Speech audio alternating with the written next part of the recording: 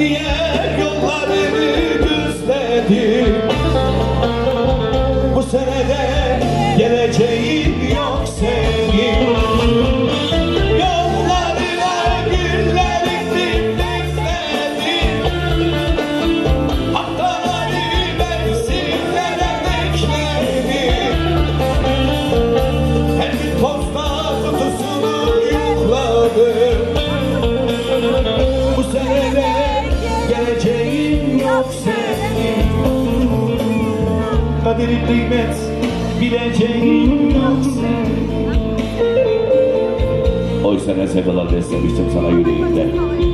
Ne duygularla yetiştirmiştim seni gönlümde. Sen geleceğim dedin gelmedin, kendi kendini kendimde bitirdin. Sen bilirsin, sen bilirsin, sen bilirsin. O yüzden